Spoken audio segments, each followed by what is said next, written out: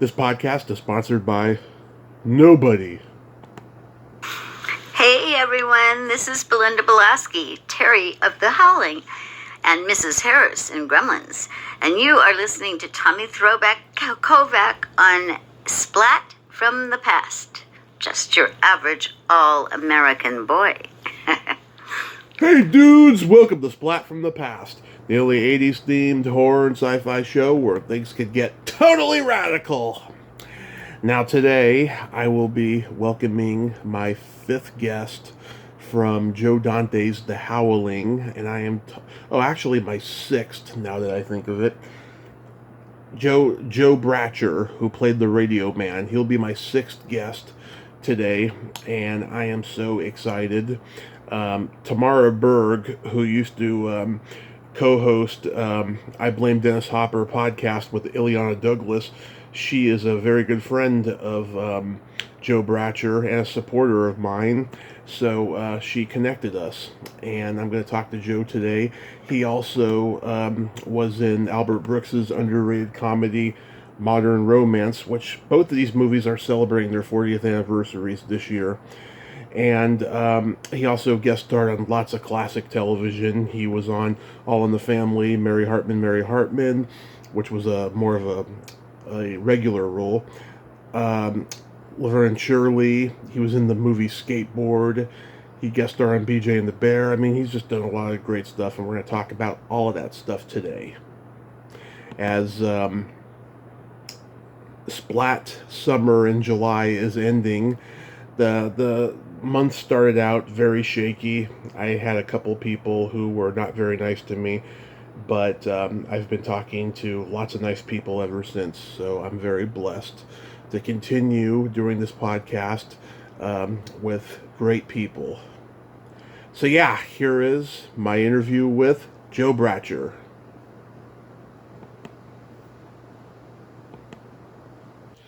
Hey Joe, welcome to the show, sir. How are you today? Well, I'm great today.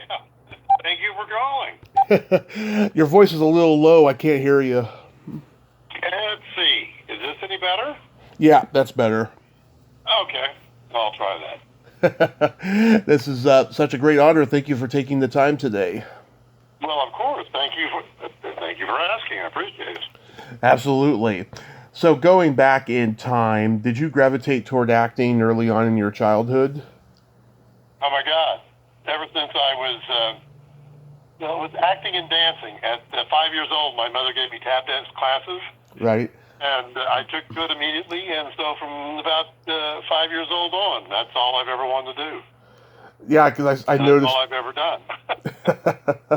Yeah, because I noticed your Twitter handle was X Hoofer. I was like, was he a dancer? Oh yeah, and so I still dance probably 2-3 hours a week, tap dance. Wow. And I have been doing it for over 70 years. I was on Broadway and helped put my way through college, tap dancing, and my mother made a good choice all those years ago. Yeah. Wow, that is amazing.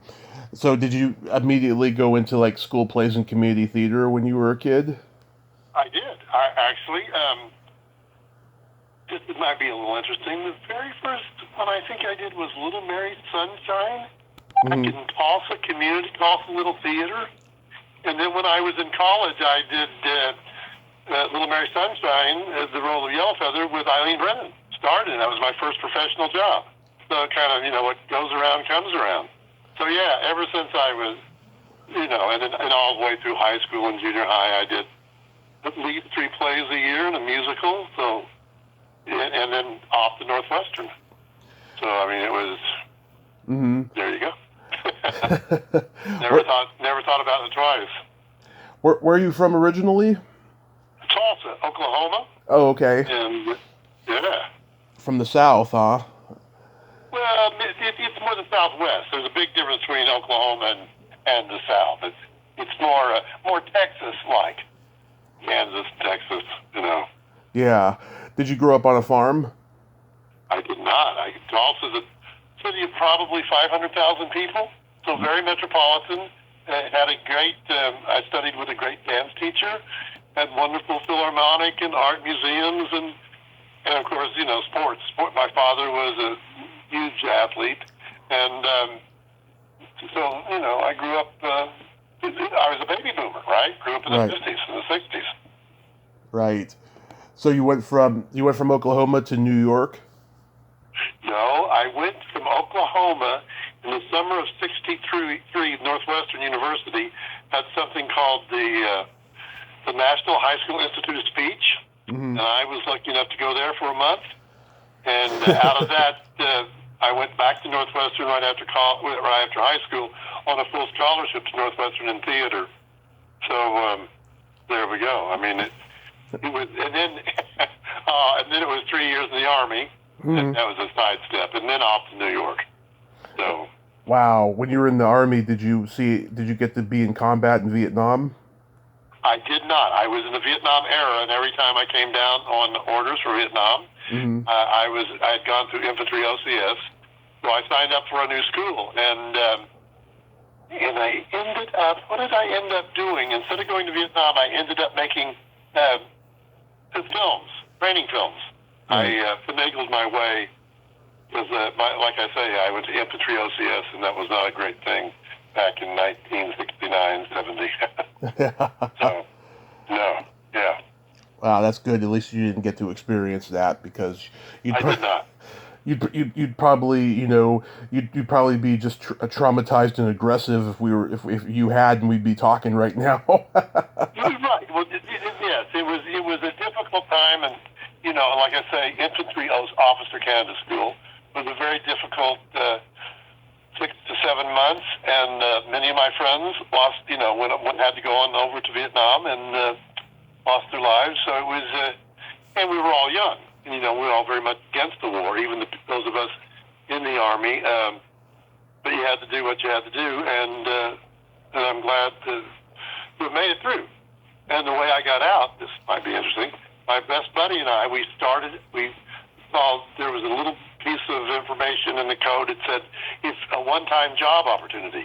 So he and I started a theater in Rumson, New Jersey. And that's how we got out of the Army 2 years early. Wow. There you go. Right. Wow.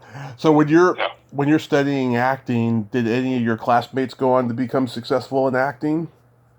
Oh yeah. Especially, the Northwestern group. In fact, we still have a monthly meeting. Maybe 20 or 25 people. These are all people in their 70s now. Yeah. Who either were on Broadway, directed Broadway, wrote Broadway, and then a number of us came out here to. Instead of staying in New York, we came out here to Los Angeles and did television. Pilots and Lavernes and Shirley's and All in the Families and all that. And then and today I'm mostly writing. But I've been in the business for 50 years. Almost all my friends have been in the business in some way or other for over 50 years now. Yeah. That's at Northwestern. Yeah. So what plays did you do on Broadway that you danced in? Well, the first one I did was No Nanette. It was a musical, and that was actually a national tour.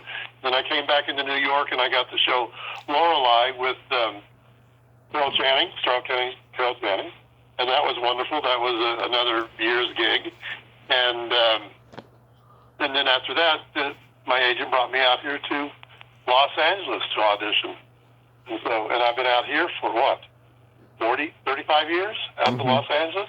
Yeah, the weather's nicer than it was in New York. Yeah, I've talked to a lot of people from New York. They, some of them love the winter time in New York so much that they rather stay there their whole lives than go out to sunny California. And then there's some who would rather be in sunny California than in, the snowy New York. Oh no,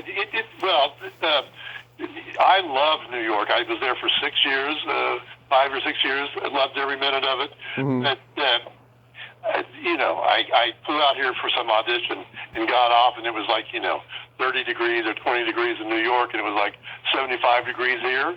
And I said, no way am I going back. So we moved, you can, and back in the day, back then, you spent half a year, more than a few months in New York City during pilot season. Right. Or when pilot season was on here, then you would fly back out here So, I had the best of both worlds. And but many of my friends stayed in New York, and are still there. So, Absolutely. I just couldn't stand the weather. Chicago was bad enough. Yeah. Oh, my God. Really? Was Chicago worse than New York? Of Oh, yeah. Yeah, much worse. Because you had the wind coming off the lake. course. So, New York was cold, and Chicago was frigid. Frigid. There's no such. Frigid. It was miserable for 5 years.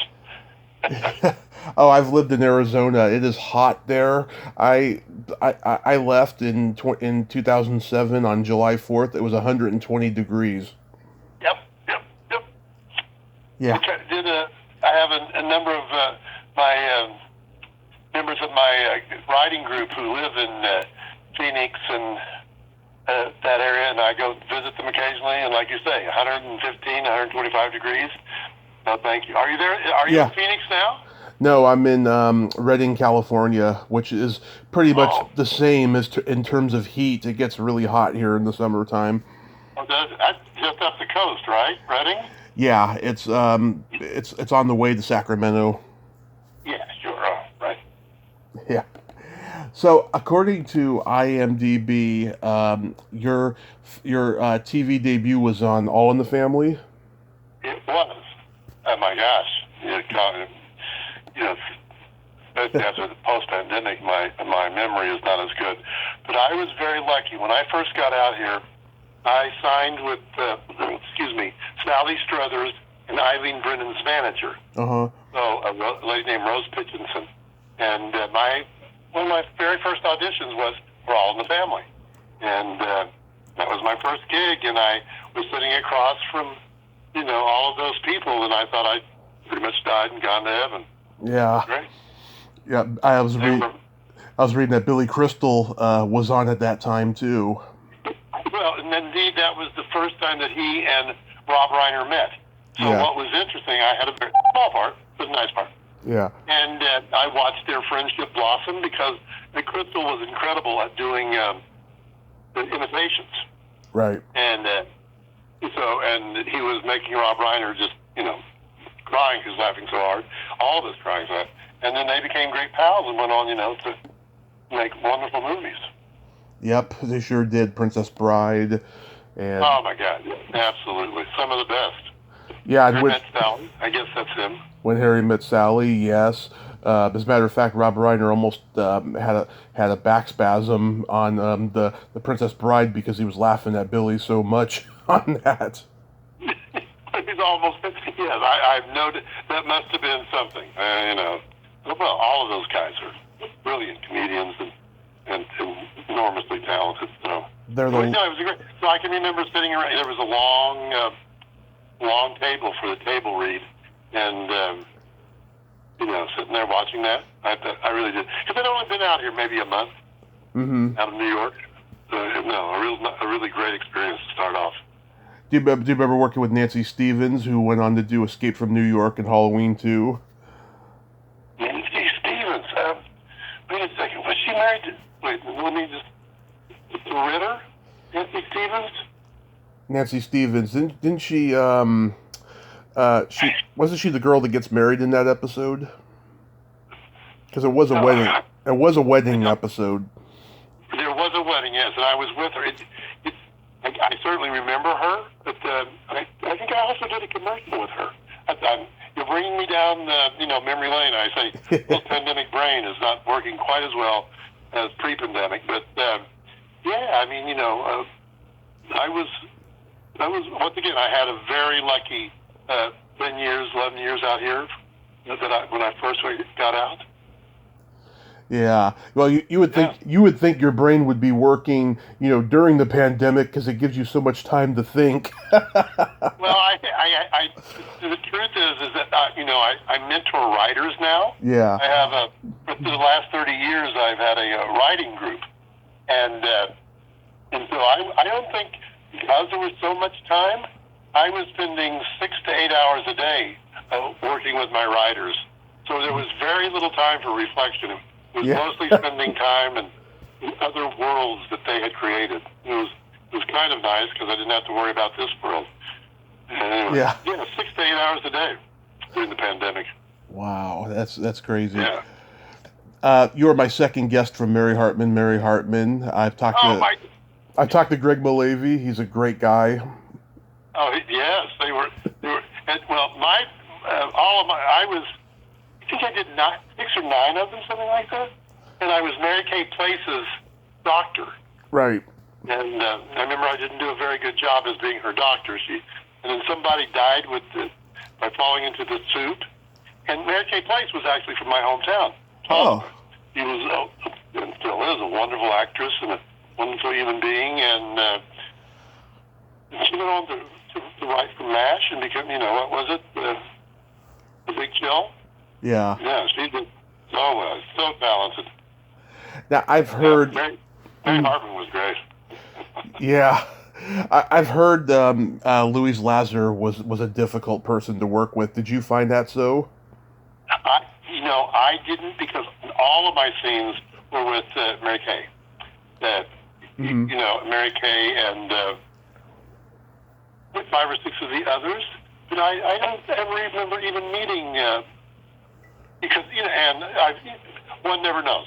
So it was my experience. I never met her. So evidently that was a good thing. Yeah. I'm not sure. Yeah, last year, right, I interview Ann Beats, the first female writer on Saturday Night Live, and I said to her, who was the most difficult host that you had during your 5 years there? And she said, my vote goes to Louise Lasser. And I watched that episode, right? She was just her eccentric, free-spirit self, and stuff. And I'm like, yeah, I can kind of see where she could, be self-involved and think that, her point of view is the only point of view or whatever and stuff like that. But, yeah, I just thought that was interesting that she thought that... coming from Ann, yeah. You would know. And the rumors, are I've heard them forever because Right. I was on it for so long. But one never knows until one has worked with them. And but hearing it from Ann, I've no doubt that she was difficult. But not for me personally. I think I did 6 or 9. Something. It was a nice gig, especially for a young kid who just had come out. Yeah. I mean, did you understand, the context of the show? Because, it was, I wouldn't say if it was a spoof of soap operas, but more like, just kind of like a comedic soap opera. Oh, yeah, well, no, you were very aware because, first of all, they played it, it was funny. Yeah. And they played it real. I mean, that they didn't heighten the comedy by being farcical, and just the situations were so. I'm trying to think. It was kind of the first of its kind, and it was when I can remember getting the gig and being very pleased that I was lucky to get it. And then I got phone calls almost every morning from all across the country from radio stations wanting to know what was up next. Mm-hmm. And people were, huge devotees of the, they had a huge cult following. Yeah. It was great fun, So yeah, you knew you were in something that was odd, to say the least. Yeah. I mean, I would consider Soap more of a parody of soap operas than Mary Hartman. Oh, yeah. They absolutely, the writers and the staff and the directors, of course the actors, they all knew exactly what they were doing and the tone they were looking for, and it was funny. It was great doing it. I mean, Sure. People were dying and drowning in a bowl of chicken soup. And, that's funny. Yeah, I forgot about that. Yeah. Yeah, it was just full of it. Yeah. How was the experience on Laverne and Shirley? Well, it's completely different. Let's see. Well, Laverne and Shirley, I was doing. Oh my God. Okay, let's go now. Laverne and Shirley all of this was about the same time. I was working with a wonderful improv coach / acting coach, Howard Storm. Yeah. And he was directing that Laverne and Shirley. So if I remember, I was Cindy. Is it Cindy? Yeah, I was her boyfriend. I played her boyfriend. But their rehearsal schedule was odd. Mm-hmm. And they were probably the top show on television at that time. Right. And since but I never actually got to meet her, and I was supposed to have this kiss with her. I think the first time I actually met her, my part was small but important. Was you shot it twice. You shot the tech, and then you shot with the audience. And so what I did was I just added a bit of falling up the stairs after I kissed her. Mm-hmm. And honestly, I just put that in the tech, and they liked it, and they kept it. So it's a funny beat. Here I get to kiss Cindy Williams, and I'm so overwhelmed with the wonderfulness of that. And then I shut the door and fell up the stairs. So there you go. It was an interesting week. I remember Squiggy and Lenny and Squiggy. Lenny and Squiggy, and one of them were somebody. Were tap dancers or something. So we were tap dancing a lot. Yeah. Yeah. It was just wonderful to be working those shows, the Lavernes and Shirleys and all the families, and Yeah. I was my agent was William Morris, and then my manager was, like I say, was Rose Pinionson, and so I was just very lucky. I got to go on a lot of auditions. Yeah, I got to interview Squiggy in 2018. It was great. It's one of those interviews I wish I could have waited a little bit while. I was still trying to learn how to interview and stuff, and he was a little tough because he had multiple sclerosis, and he was a little bit bitter about certain things and stuff about his career, and I don't know. It's one of those ones I wish I could do over again, but I'm glad I did get to talk to him, and he was very nice to me overall. Well, sure, and I'm sorry I didn't know that he had been attacked with that, but he certainly, on the set, it was a great set. It was an odd set. I mean, odd by meaning that it wasn't quite as tight, and by tight I mean the schedule wasn't as on point as other things I'd done, and so that's like when I say I barely met Cindy Williams, and I was playing her boyfriend and gave her a huge kiss there at the end. Had a scene with her, but it was okay. It was Laverne and Shirley. Yeah. And I was, and back then they had the audiences there, and it was like doing little plays. Of course. Of course. It was a real experience. I loved it. I know. I mean, what do you make of today with the single camera shows? I mean, I think they're great, but there's nothing beats the live audience, I feel. It's apples and oranges, because not long after that, I started doing, I did Dallas. I did 5 or 6 or 7 Dallases, right. Single camera, and then I did, oh my God, I think I did a BJ and the Bears, or Rockford Five, and stuff like that. And working with James Garner was probably one of the great experiences of my life. I mean, do tell. He was off the charts, a great guy, and I was this newbie kid, and he took time with me and helped me out, and so it was like, and I'd come from the theater, right? So doing the Lavernes and Shirleys, the 5 camera shows, didn't feel so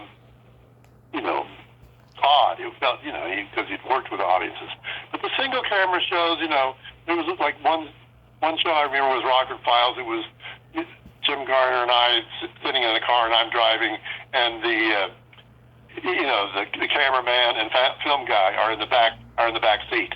Right. So, I mean, we're doing this scene as I'm driving, and it was all kind of magical, and wow, here I am sitting with James Garner driving. What if I'd had a wreck? Who knows? But it was wonderful. Wow. You were and two different experiences. I just want to make sure that there was a lot of waiting on the single camera.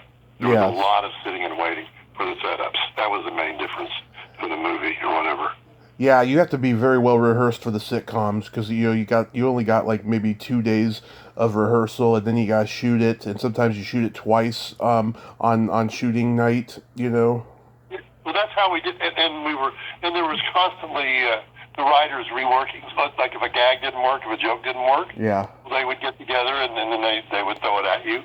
And so you had to be flexible and nimble and open to learning very quickly. Right. Because the joke didn't work in the first, in the tech. So see if it would work in the second half. But what can I tell you? I loved it all. I had very few bad experiences in the 50 years that I've been doing this. Yeah. Occasionally, mostly wonderful. Why not? Yeah. Do they pay you to get up and tap dance, or pay you to kiss Cindy Williams, or it's been just fine. You were a surgical resident in Coma. Oh, that was my first movie. Yeah. Okay. So, who directed it? I forget his name. I've lost his name, the big tall guy. Michael Creighton. Michael Crichton. Yeah. I go in for the audition. He's a guy about 6'6". Really, very pleasant, but intimidating. You know what I mean? He's 6'6", and he's the smartest guy in any room.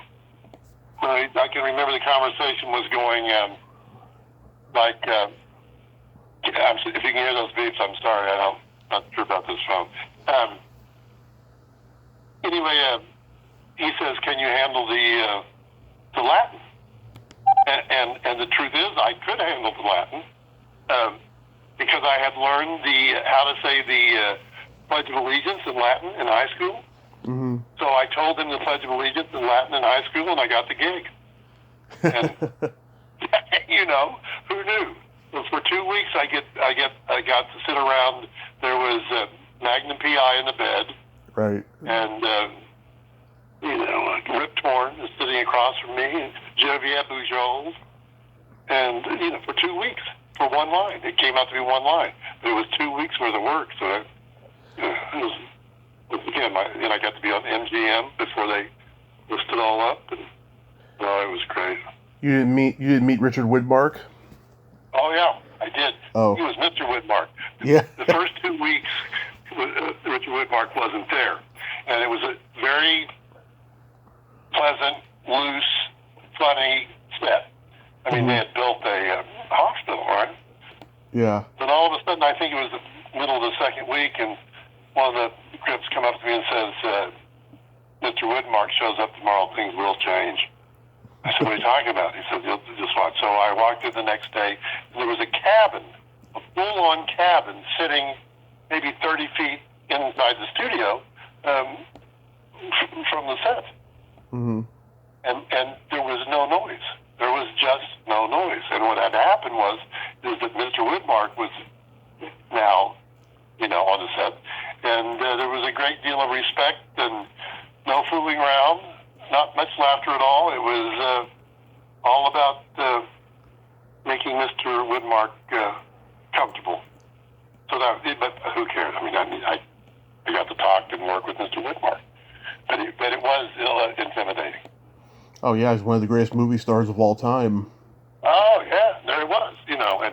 And everyone, especially from the crew, they gave him a great amount of respect. Because he was the man. So there you go. That's extraordinary. Then you were in Skateboard, which was probably the first skateboard movie ever made. Yeah, well, that was. Oh my God, I'd forgotten about that.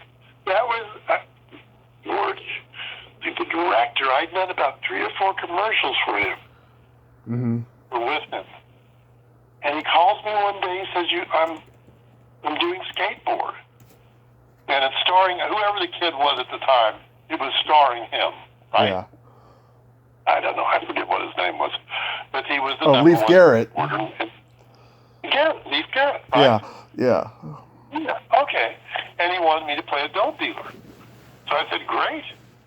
So, get to be in a movie, and I played a whacked out 70s-ish dope dealer with Alan Garfield. Yeah.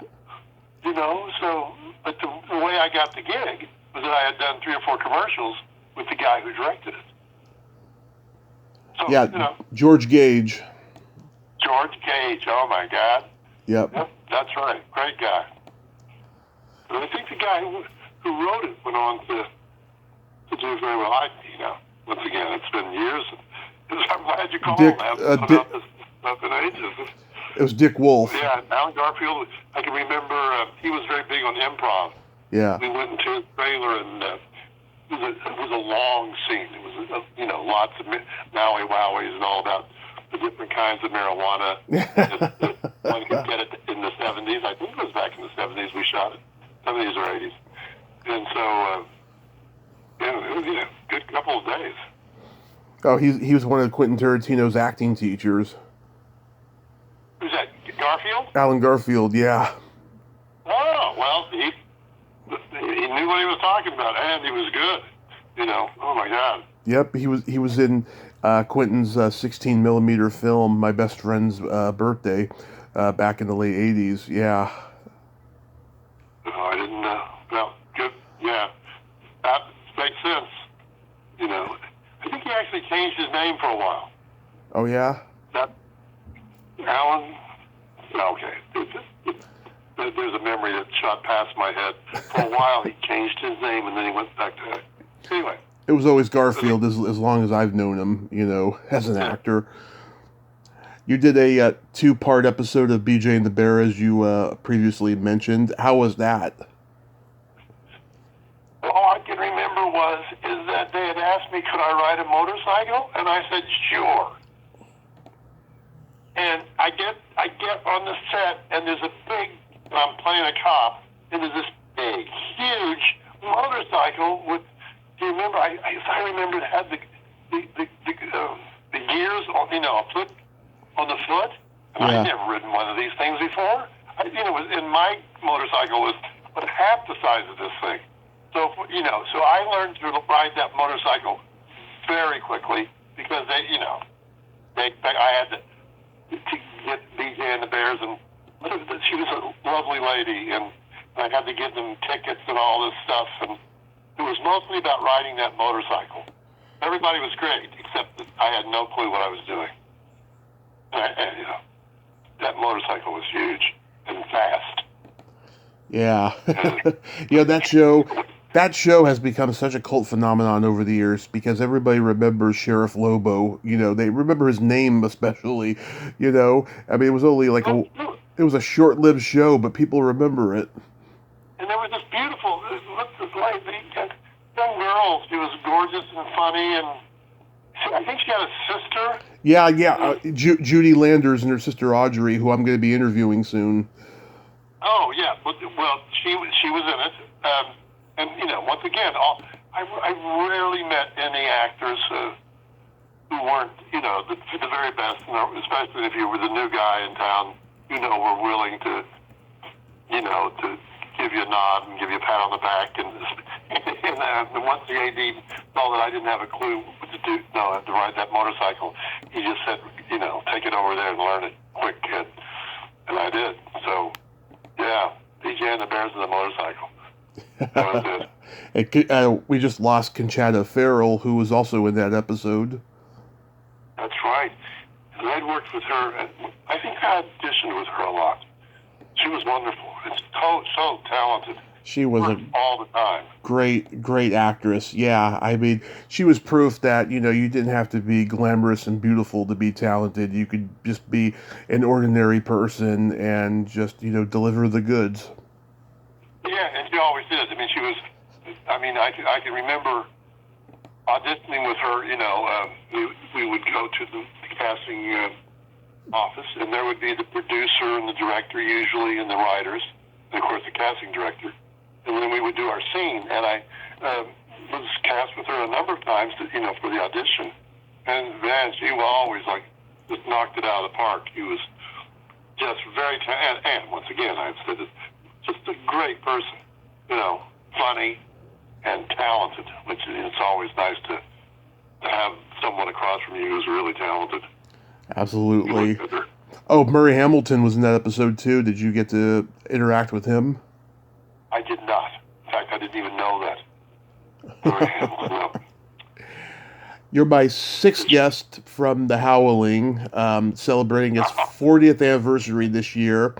How did you get to be the radio man? Dee Wallace was at the time a very good friend. Yes, she's a friend of mine now. Yeah, well, she, and my wife at the time was her agent. Wow. Yeah, so, and the four of us, her husband and my wife and I, would spend a lot of time together.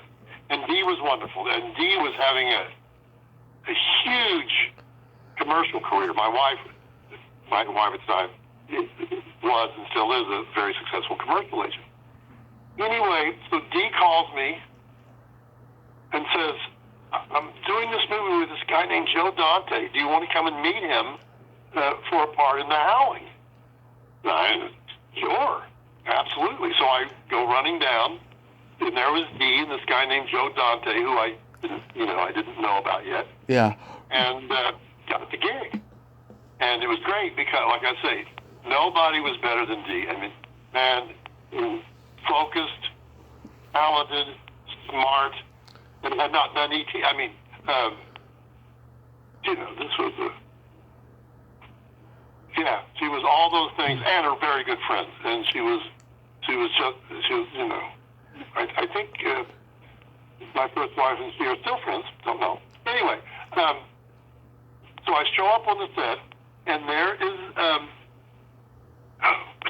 what's his name? Bruce Meshack Taylor. Meshack Taylor, yeah. Right? Yeah, well, Meshack and I had just done a show in Chicago for 7 months. Right. And something called Boss, about Mayor Daley. It was a musical. Right. And I hadn't seen him. So you walk on the set, and there's a guy I'd been sitting next to for 11 months while I was in Chicago doing a musical about Mayor Daley. And he and I were the guys that he was talking to. He later went on to he was the guy split in half in the elevator. Right. In one of the Omens, I think. Yes. And then he got designing women. But what? Now there was a funny guy. Yeah. Always funny. Always and sing. Oh my God. He was the everything. He was the gay. Everybody remembers him as the gay guy in Mannequin. Oh right, I forgot. Yeah, Hollywood. Yeah. He was Mannequin. Oh my God. He was so great in that movie. I think all that was before he hit in Designing Women too. Yes. Right? Yes. Well, it was like around the same time. Yeah. Yeah, it came close. But I think The Howling was a week for us. Yeah. Anytime you got a week back then was great. A week's worth of work was just fine for us, because we made our money mostly doing commercials. Right. That's how you lived. And then you would do, a guest spot on the Lavernes and Shirleys or the Howlings or whatever. And then you would do a pilot. But once you did the pilot, you couldn't do any other pilot. And unless your pilot hit, you just had 3 to 4 months of not being able to audition. So it was an interesting time. And that's how you made your money, though, was doing the commercials until you had a pilot that hit. Right. Yeah. I've talked to Dee. I've talked to Dee. I've talked to Belinda. I've talked to Don McLeod, Jim McCrell. Who else did I talk to? I talked to Terry Winkless, who wrote the original draft, and then part of it is in the final product. And he told me he's happy with the final product that John Sayles finished for him and stuff. He says he's not bitter at all. And I'll tell you, I've met a lot of bitter screenwriters about their work getting changed, but he's very happy with it. I think it's one of the greatest werewolf movies of all time, next to An American Werewolf in London, which was made at the same time. No, I agree with you, and it was a surprise. Of course, Dante was quite, very talented, and remained, very talented. So you put him together with that script, and John, Sayles was quite a phenomenon around here anyway. I think he had done the Secaucus 7. Yes. The Return of the Secaucus 7, and then he hadn't done Baby It's You yet, but he had done that movie.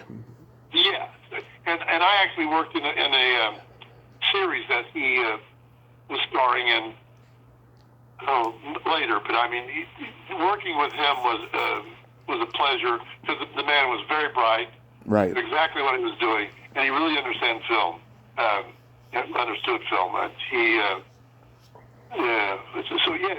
was an interesting. Everything just came together. It was the right time and right place for the Howling, and that where wasn't Chris in that? But that's where she met Chris Stone, right? I think I can't remember. I think they knew each other. They had already known each other. I don't remember. It's been a while.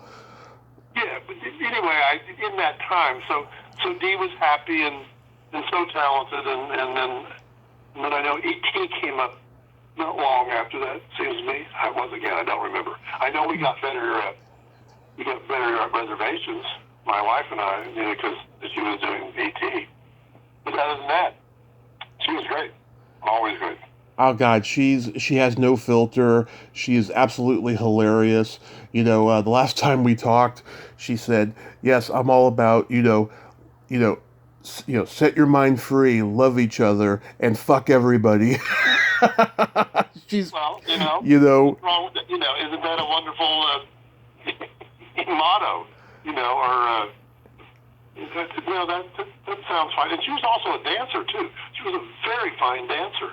Oh, I didn't know that about her. That's what I remember. And man, she did buku commercials. Because I remember she was my first wife's one of her top clients. Yeah, she's done over 200 films and television. It's just amazing how not only has she been able to do the work, but she's kept it going, and yet she does conventions almost weekly when COVID's not going on, and she does her radio show on Sundays, The Conscious Creation, which I recommend. It's on YouTube. After it's done, it gets uploaded to YouTube. It's beautiful, just the things that she says on that show. Right. Well, last time I saw one of my kids had an 18-minute horror short that became the number one short. It was something it's called Lunch Ladies. It became the number one horror short of that year. It was in 140 competitions and won 50 of them. Mm-hmm. And it's still playing. And we're at some convention, and there was Dee. And she just, her energy had not stopped for a second. She was, well, she hasn't changed a bit. She's still lovely.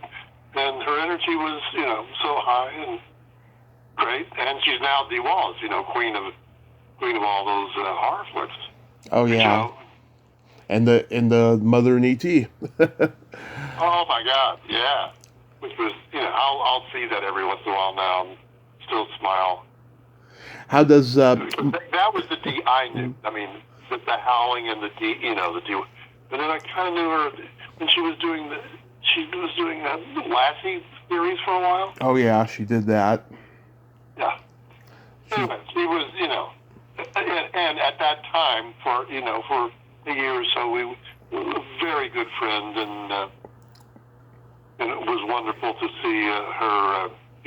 She did 10, right? She did 10. Yes, That was her first. Because she, and the reason I remember her career because we were sitting there watching it. Yeah. Awesome. She'd done an Ed Asner. She played a hooker or something. I don't know. Yes, and we get to see a glimpse of her. We get to see a glimpse of her ass in that movie too. Yeah. She was focused and smart, the smartest person in the room, and so talented. Very talented. I just adored Dee Wallace. How does modern romance come to you? Well, that was odd. First of all, I was a huge fan of his, and I remember going into the audition. Now, I'm just improv here. Is this what you want? Absolutely. You want to know about me auditioning for Albert Brooks and how I got the gig? Yeah, absolutely. So first of all, I walk in and there's Albert Brooks, right? Yeah. He's not, he's not real and gay. He's like most funny guys, he wants to know what's going on. He's a serious fellow, or at least, an audition, and he says, so why should I hire you? And I said, okay, I'll tell you why you should hire me. Because my ass is out in the Georgia swamps in a tank. And the guy, who was my first sergeant, hooked up a TV antenna somehow or other, and we watched you on the Johnny Carson show on the night that your elephant didn't show up. I said, do you know what I'm talking about? I mean, it was the funniest night on Johnny Carson that I ever saw in my entire life. Oh, every time he was on Johnny Carson, something funny would happen. Well, he said, and he's all dressed up in a lion tamer outfit or, with a whip and all that. Yeah. And he had this thing, and he says, Johnny, I've got a real problem here. My elephant got sick. And I said, what? He said, yeah, but it's okay. The show must go on. So he went out and he got a frog. He put this frog in the middle of, what normally an elephant would stand on. Yeah. And he got the whip, and he was, yelling and screaming at this whip and at this frog. And I think there were 5 of us, lieutenants and sergeants and corporals. And we watched this show. And we thought we were going to die because it was the funniest thing we'd ever seen. So I said, and that's why I'm sitting here. That's why I think you ought to hire me. He said, you're hired. And there it is. And then I got to play I did 2 weeks worth of work. And I got to play her boss. Yep. I forget what the gal's name is. Catherine Harold. Catherine Harold, that's right. So, but he was very much in charge and knew exactly what he wanted, and there wasn't a lot of messing around on the set. Yeah. You were there for hours because as I remember, it was a lot of takes, and over and over and over again until he got what he wanted. But I got the gig because I watched him in the Georgia swamps. Yeah, It's true. Him, Rob Reiner, and Richard Dreyfuss all went to Beverly Hills High School together. Right. Dreyfuss I know because one of my dear friends was in Jaws. Right. And a guy named Kramer. And so they became pals. So I got to meet him over the years. Always seemed like a good guy. Never worked with him, but man, talk about talented. Oh my God. Yeah. Oh, Albert Brooks is a genius. I mean, he only recorded He was. I think he was, Albert Einstein is his name, as I remember, his real name. Yeah. He only recorded like 3 comedy albums, but all 3 of them are masterpieces. I mean, I think his passion for film really amplified after he did Taxi Driver. Well, he did Searching for America? Lost in America. What was it? Lost in, it was just wonderful. And the thing with the he went to a family and he recorded the family. I mean, that stuff was way ahead of its time. Yeah. I forget once again. And then I got to be in that one with him, so I was very pleased about that. Now, the guys that didn't a true filmic genius. Yeah, I agree. Do you remember doing Taking Care of Business? I do. That's the most fun. That's except for meeting, who was the guy? Charles Grodin? No, Grodin wouldn't talk to you much. He was not a bad guy, just an odd fellow. I mean, yeah. He just didn't engage. Oh, the guy who plays the concierge in Pretty Baby, Pretty Woman. Oh yeah. A Hispanic fellow. Let me look at it here. He was in the trailer next to me. Mm-hmm. We waited for hours and hours and hours on Belushi. Right. Belushi was having, I don't know what he was doing, but we would sit there for hours, and we were out at some prison, right? Right. And that guy I'm talking about, who you would recognize in a minute. Hector Elizondo. Hector. Oh, it's the best, right? Right. He would bring out his guitar, and he was really, really talented on classical guitar and Spanish songs. I mean, so that's what we did for a week, I think. And it was Arthur Hiller. Oh my God, he directed it, and he was huge. Yeah. He was great. But we were always waiting on Belushi, and Grodin wasn't pleased about it. And all my scenes were with Grodin and Hector Elizondo and watching Belushi and blah, blah, blah. So we worked for a week, all right? Then we got a phone call that they shot too close to the back wall or something like that, and the shadows were wrong.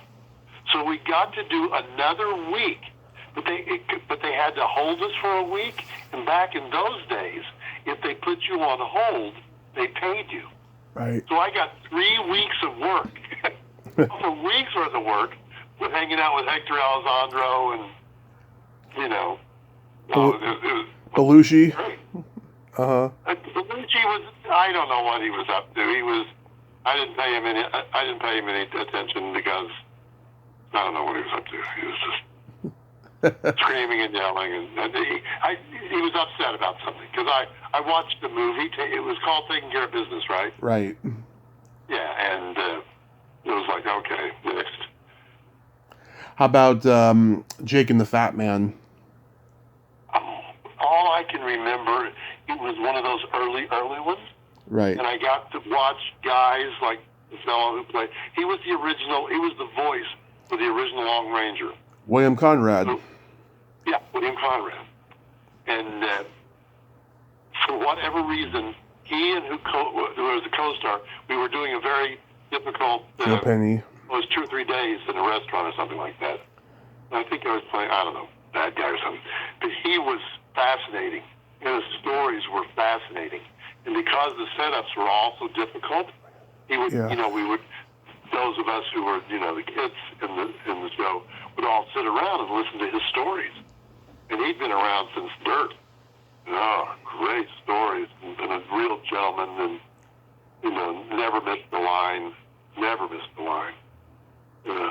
Diane McBain was in that episode. I tried to get her on the podcast. Her assistant was being a diva on her behalf. Yeah, well, that does happen. Yeah. Yeah.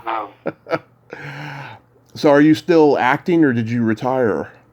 No, I still audition. The last thing I did was NYPD Blue, and then the writing became so important. But I'll audition not so much, like 5 or 6 times a year, and now it's all it's all the self-taping. Right. So, and my wife, who was an actress on MASH, Judy Farrell, played Nurse Abel. She'll get 5 or 6 auditions a year, and it's always fun to do because it's like going home. And it was like, I can remember the last thing, it was like, can I still hit my mark and say my lines and all that at the same time? Mm-hmm. And the truth was I could. And working with, he was a good, great guy. NYPD Blue. Anyway, Dennis Franz? What? Dennis Franz. Dennis Franz. Yeah. And once he, once he got comfortable, because you're going in there and you have to meet these people who work every day for years, right? Right. And you have to show up, you have to be ready, and you have to be, you can't get in their way, but you've got to support them, right? Right. It was a very difficult shoot. It was in a Korean whorehouse, right? Right. And he'd come in to get me, and the deal was I had to stand up. They had to pull out, they called it a full apple, the thing you set on, or you put a half apple in. Right. That I stepped on, and it was all one shot. And once again, it was a tough shot. And once he saw that I could, say my lines and move at the same time, well, then it got to be great fun. Because then he started, slapping me around and giving me a bad time because I was a drunk and in his way. And it turned out, once again, when you're working with someone of that caliber and they recognize the fact that you can hang out with them. It's great. It's a wonderful feeling, and it was nice to be on the set again. And now I'm on the. I'm producing and a consulting producer and a writing mentor on a couple of scripts. One that's going to be shot in Romania. Mm-hmm. So I get to sit on the other side of the camera. Just being on set's wonderful. There's nothing. It becomes a family, and when it's a good set, and it always comes from the top. If the people at the top are good people and genuine people, oh my God, there's nothing better. Nothing better.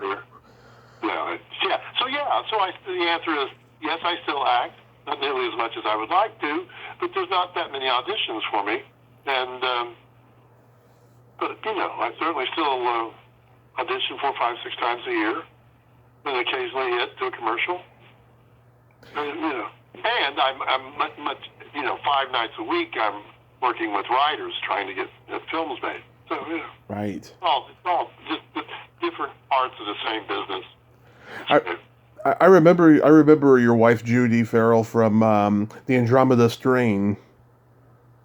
Oh my God! I think that was her. When she went from there to, she was married to Mike Farrell, who was BJ in MASH. Right. She was Nurse Abel for 7 or 8 years, and then she was on Fame. Fame, yeah. She was the mother of the gal who played the cello. Right. And had a great time with that. She actually wrote one of those. Yeah. And then she wrote a soap for 3 or 4 years. Judy did. I don't know. Yeah, I'm thinking out loud. So yeah, and now we teach. We don't. It's not so much we teach. We have a workshop where people come and work their scripts. And some people have been with me for 25, 30 years, and some people have been with me for 3 months. So it's great. Nice. You are blessed. Yeah. You are blessed, Joe. You are really blessed. I am. I have been totally blessed and have loved 99% of it. The 1% of the people, who were not pleasant or who were difficult, yep. I've almost forgotten about them because they were so, they were ridiculous. They just weren't one of us. And being a dancer, too, the world of dance is filled with just great, helpful people. And, blessed is the perfect word. That is wonderful. So how do you know Tamara? Well, I guess she was in my workshop for forever. She and her husband, as a writer. And then she went on to become incredible. You can do anything, like fix things, make things, And so she worked with me as a writer for about 10, 12 years. And then she went into her, started working for herself and being, it's not do it yourself. It's more like craft stuff. Right. That's how I knew her, yeah. She and her husband. Wonderful people. Yeah, I was a big fan of Ileana Douglas's podcast. I Blame Dennis Hopper, and Tamara was co-hosting with her. Yeah, John did that forever. Yeah, and I would comment, and she would respond, and all of that stuff, and then she started, following me and my podcast and stuff, and so we have a relationship like that on social media. Oh, that's how. Yeah, but she is family. I mean, for all practical purposes, she and her sister and her husband. I mean, we all go to theater together for the last 9 years, and I've known them for 25 years. So, like I say, a number of the people who have been in my workshop have become like family. I've been very lucky. I got to choose my family, Yeah. And, so we spend holidays together, and there's travel together. And now I'll be in the end of October. I'll be in Romania with at least 4 or 5 of these people. shooting one of their scripts, and I get the like I was on the set of La Llorona because my Right. kids were writing that, and then at 2:00 in the morning, and it was just it's magical. So like I have no problem with any of it, and I still tap dance 3 times a week. So there you go. Yeah. Oh, that's just amazing that you can still be able to do it. I know that at a certain point, Gene Kelly had to stop dancing, and that really devastated him. No. I've been very lucky. Can't do everything that I used to could, but I can do. I can certainly keep up. It's me who's 75, and the rest of the class is probably in their mid-20s to mid-30s, and we work an hour and a half, and I can hang out with them. And they can't believe it. How is that old man doing all this? When you do 10,000 hours, I think they say, Yeah. forget. Yeah. And also I'm glad too, you know Tamara from that. She's a very special person, and she is. smart and talented. She is, and I've been trying to get her on the podcast. Since I met her, she's telling me that she's shy, and I'm like, she made that podcast. Ileana Douglas's podcast. I blame Dennis Hopper. She made that show because she has that high pitched cackle. And so like when someone would say something inappropriate, you would hear her in the background just laughing out loud at it. Well, Yeah. she's probably the smartest person in the room and the most talented. She's multi-talented. She has a fabulous family. Her husband is equally as talented. And Steve Bottomley. I think Steve worked on that show occasionally as well. He would be Yeah. after talk. What is it called? After buzz. Yeah. So. Yeah. But I stopped. No, she's wonderful. You should get her to come on and tell her story because it's fascinating. Maybe after this she will. Who knows? Yeah, right. I mean, I stopped watching that podcast after she left. I mean, there's a guy on there that replaced her, and it's just not the same without Tamara. So I've completely boycotted that show without her on there. So. Well, I can understand. She's someone very special. She is very. Good for you. Very. Good for you for what you're doing. I mean, you get to meet all these interesting people and hear stories. Oh yes. Stories are always 90% interesting. They So, are. They are. How these things come together and how you get your gigs and how do you work in the business for 50 years. So Exactly. There you go. Exactly. Well, Joe, I thank you so much for coming on today, and I'm glad that Tamara could connect us. Yeah, well, it was a pleasure. I hope the stories weren't too boring or too forgetful. It's been a pleasure, and say hello to Redding for me. Yeah. No, right. your stories were very entertaining. Please keep on dancing as long as you can, and be safe out there. Yeah, you please be very careful right now. It's the time to be cautious and smart, Yes. and enjoy what tomorrow brings. So you take care. Thank you for this hour. I appreciate it, and keep me in your loop. I will, sir. Have a great day. Yeah, you too, young man. Take care. Bye-bye. Bye-bye. Well, there you have it. Joe Bratcher. Ain't he a cool dude? What a nice man, huh? And I'm glad I got to talk to him. And thank you once again, Tamara, for connecting us. I really enjoyed our conversation. And please, Tamara, come on this podcast. Please. Please. I promise you it will be fun. Well, until next time, this is Tommy Throwback Kovac saying there's no shame in living in the past because the present sucks.